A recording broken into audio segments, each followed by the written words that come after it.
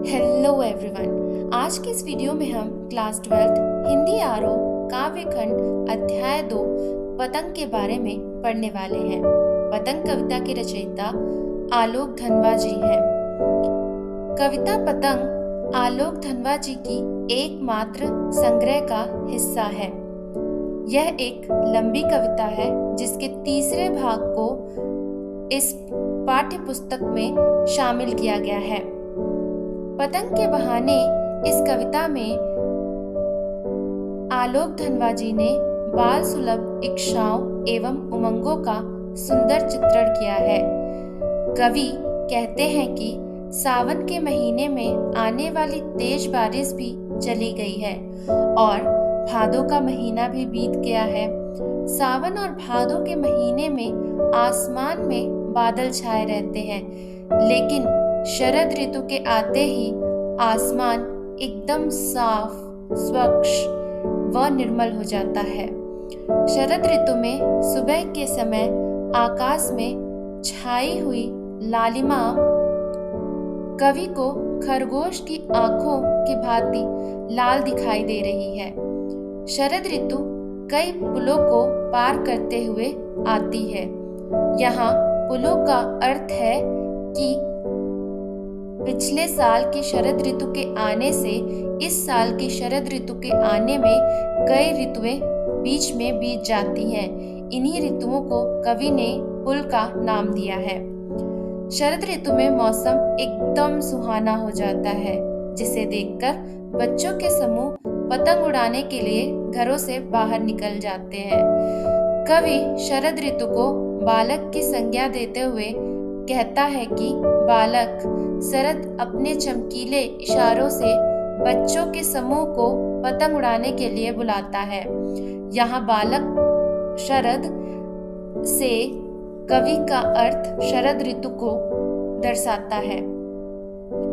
उसने आकाश को मुलायम बना दिया है ताकि बच्चों की पतंग आसमान में आसानी से बहुत ऊंची उड़ सके। शरद ऋतु में आसमान में पतंगों के साथ साथ बच्चों की अपनी कल्पनाएं भी आसमान में उड़ती हैं।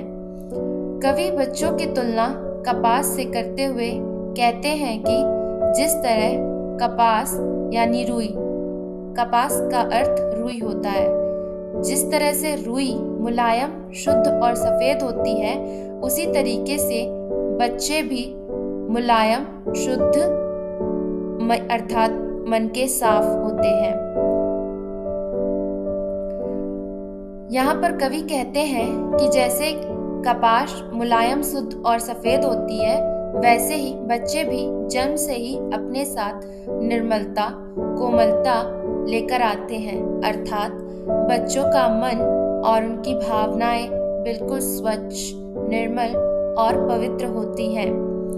जब बच्चे पतंग को आकाश में देखकर उसके पीछे भागते हैं तो उन्हें उस वक्त कठोर जमीन भी नरम सी महसूस होती है। पतंग उड़ाते हुए बच्चे इतने उत्साहित हो जाते हैं कि वे चारों दिशाओं में ऐसे दौड़ते हैं जैसे कोई ढोल नगाड़ों पर झूमकर नाच रहा हो। दौड़ते हुए बच्चे इधर उधर ऐसे भागते हैं कि जैसे कोई पेड़ की लचीली डाल हो। बच्चे पतंग के पीछे दौड़ते भागते हुए छतों के जोखिम भरे किनारों तक पहुंच जाते हैं। दौड़ते हुए बच्चे उन छतों से गिर भी सकते हैं, लेकिन पतंग उड़ाते समय उनके रोमांचित शरीर का लचीलापन ही उनको छतों से नीचे गिरने से बचाता है। बच्चे अपनी कल्पनाओं व भावनाओं को पतंग के सहारे ऊंचाइयों तक पहुंचा देते हैं। पतंग उड़ाते हुए कभी कभी ये बच्चे छतों के भयानक किनारों से नीचे गिर भी जाते हैं और लचीले शरीर के कारण ज्यादा चोट न लगने पर बच भी जाते हैं।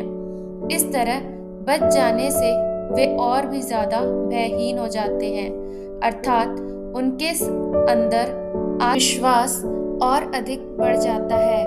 उनके अंदर से गिरने का डर बिल्कुल खत्म हो जाता है और वो अत्यधिक उत्साह, साहस व निडरता के साथ फिर से छत पर आकर पतंग उड़ाने लगते हैं।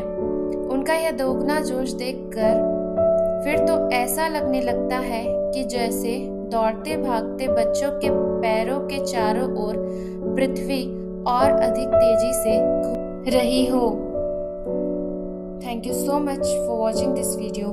Do like and subscribe the channel for more videos like this. Thank you so much for watching it.